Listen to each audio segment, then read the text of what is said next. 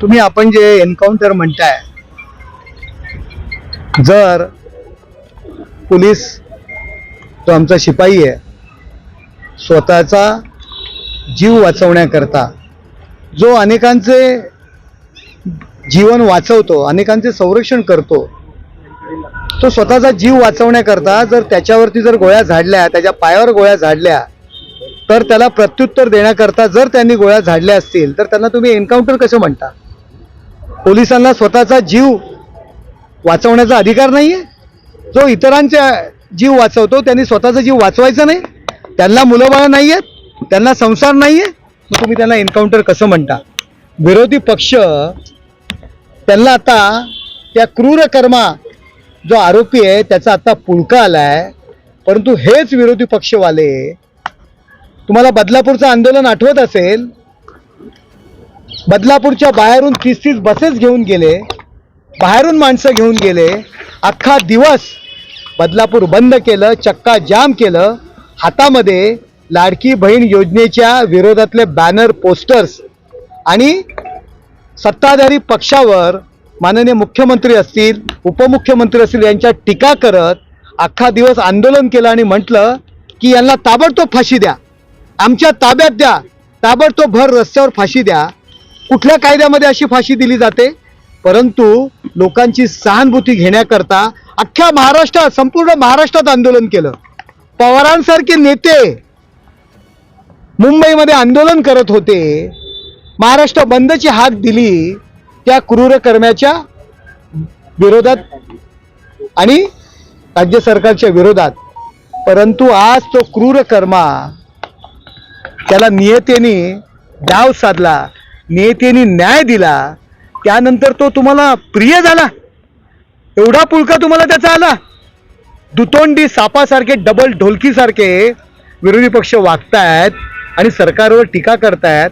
अशा माणसाला मी तर म्हणेल, देवानी न्याय दिलेला आहे. धर्मवीर आनंद दिघे साहेबांचा ठाणे जिल्हा आहे, त्यांच्याकडे न्याय कसा मिळायचा हे आपल्या सगळ्यांना माहिती आहे. महिलेकडे वाईट नजरेने सुद्धा पाहण्याची कोणाची हिंमत नव्हती, आणि जर असे प्रकार घडले तर दिघे साहेब त्यांच्या स्टाईलने त्याचा उपाय करायचे, आणि त्याच पद्धतीत हा न्याय मिळालेला आहे. त्या मुलीला न्याय मिळालेला, महिलांना न्याय मिळालेला आहे. आणि कोणाच्या राज्यात? तर या दिघे साहेबांचा शिष्य त्या राज्याचा मुख्यमंत्री आहे.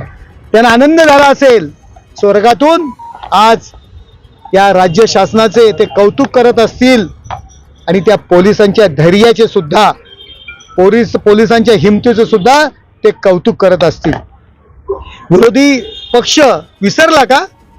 मनसुख हिरेन हा ठाण्यातील आमचा एक व्यापारी, सचिन वाझे त्यांची गाडी घेऊन जातो काय 100 कोटी वसुलीमध्ये,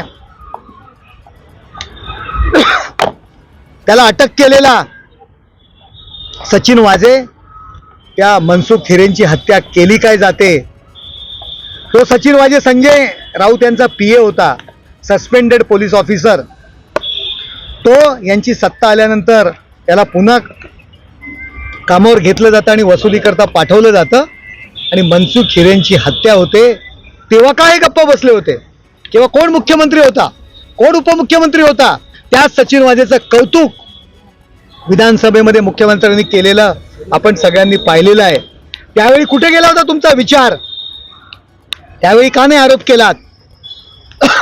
तेलंगणामध्ये एका महिलेवरती बलात्कार झाला, 4 पोलिसांना एन्काउंटर पोलिसांनी केलं त्या आरोपींचं.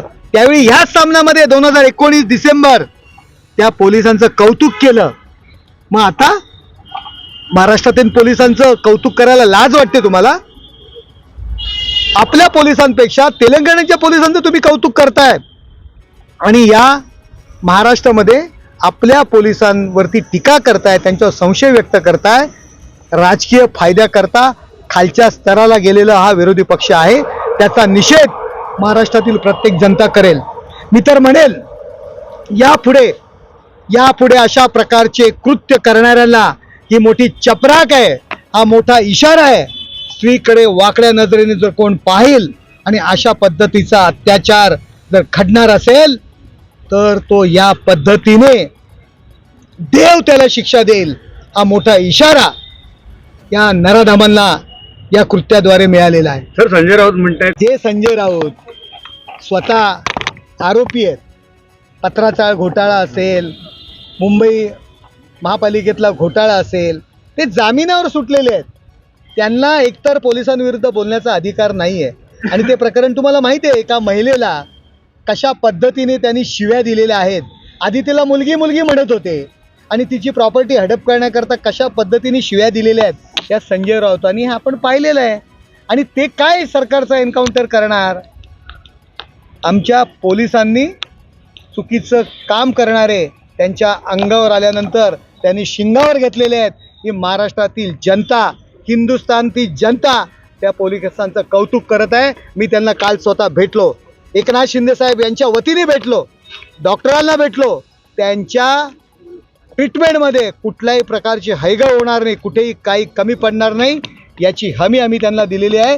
आणि महाराष्ट्रातील जनता आणि हिंदुस्थानातील जनता तुमच्या पाठीमागे, हा शब्दसुद्धा ठाणेकरांच्या वतीने त्या पोलिसांना आम्ही दिलेला आहे.